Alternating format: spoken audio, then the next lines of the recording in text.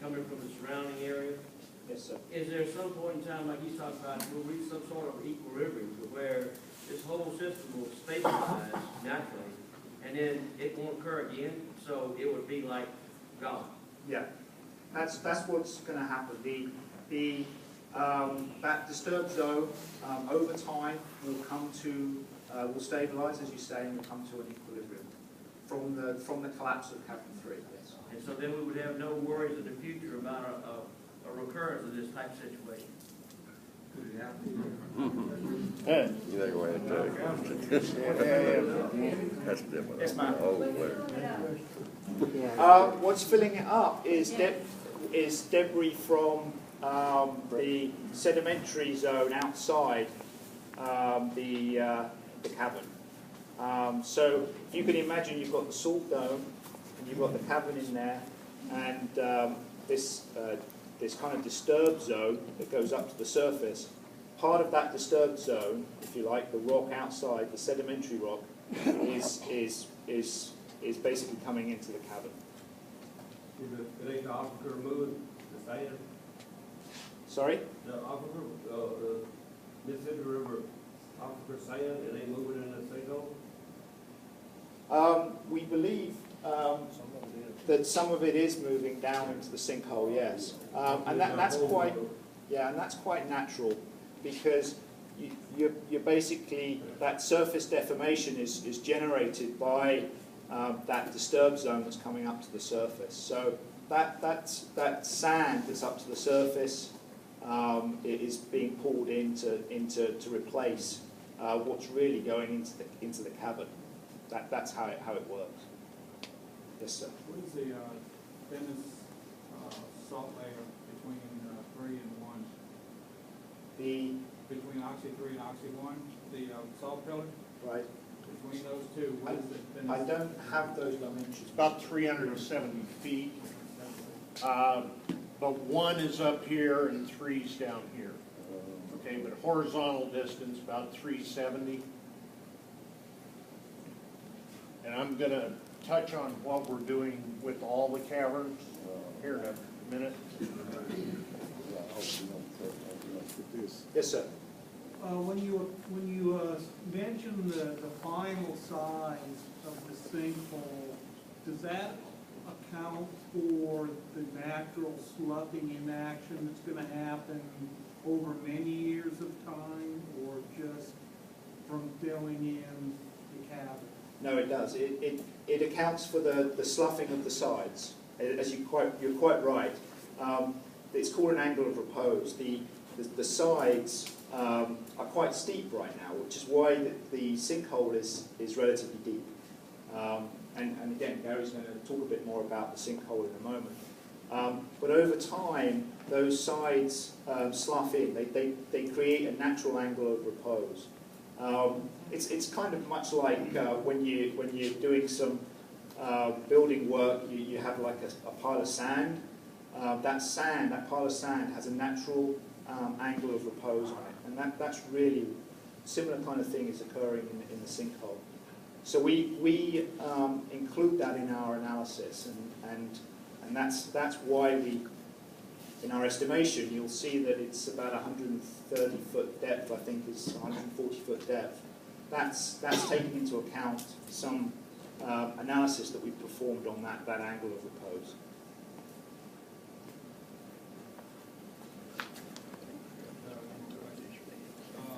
Now that the Oxy 3 is filled in, or is filling in, does that change the pressures at which you operate 1?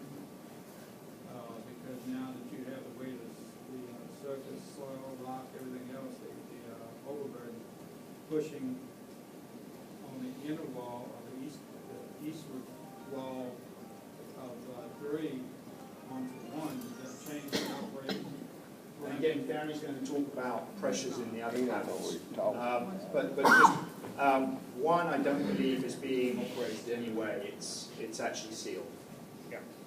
The one your question is pertinent, but it's actually Oxy 2. So I'm gonna talk a little bit about the Amendment 5 directives, why there were some changes that were in the news. Talk about gas venting. I got a question. Why do they let them drill so close to the outside of that cavern?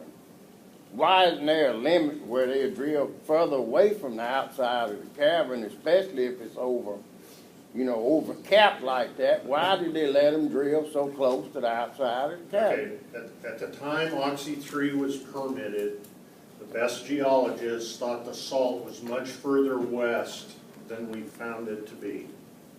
Okay? Now, going forward, everybody's learning a lot from this. But at the time the cavern was permitted, back in the early 80s, Yeah. I can show you all the maps, we've got them all. Everybody thought the salt was about 1,000 feet further to the west than it turned out to be. That's why it was permitted.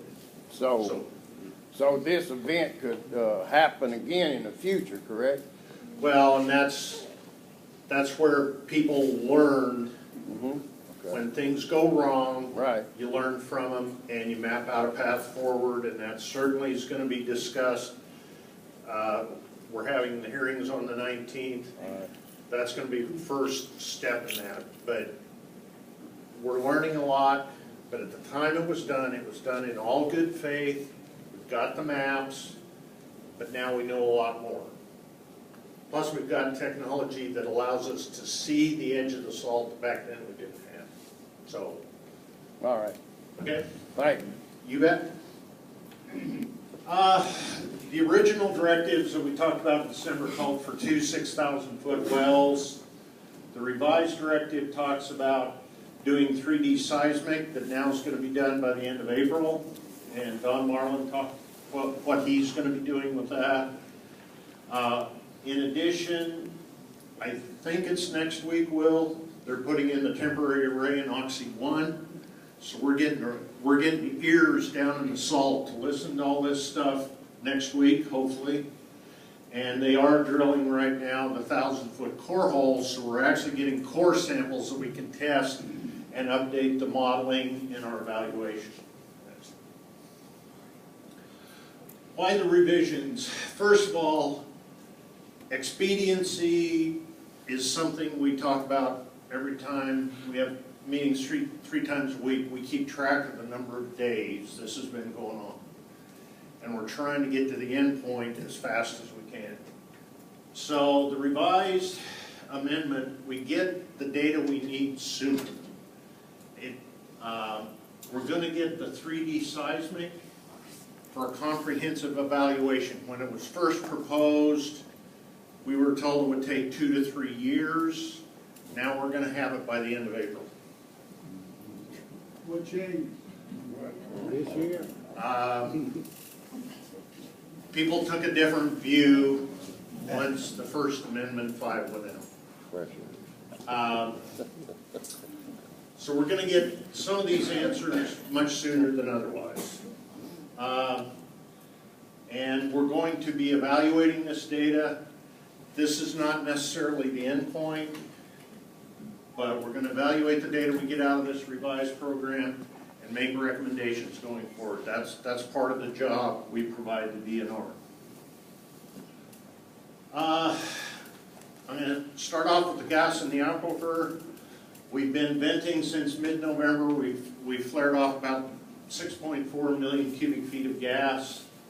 We've seen obvious pressure and gas column reductions in the vicinity of ORW 1 and 2. Those are the two wells just north of 70 there in the field. In addition, through making some adjustments, making some mistakes, learning as we go, I think we now know how to operate these gas wells so we can get the gas out of the aquifer. Tetra Tech, under contract with Texas Brine, is implementing a large area system, and I'll show you the map and the area that's going to be covered. This is not, again, the end point. This is an interim type thing. And I'm going to update you You've heard a lot about PDK logs. These are geophysical logs that we use to detect gas. And what we've learned out of these, there are some limitations of what you can get with PDK logs. The area of gas, you've seen this shown here.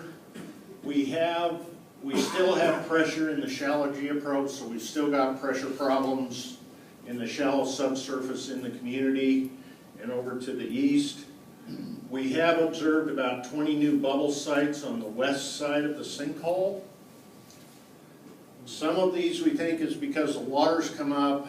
The others we think are due to what Dr. Pettit talked about, that some of the fracturing associated with the disturbed rock column here is now showing itself at the surface.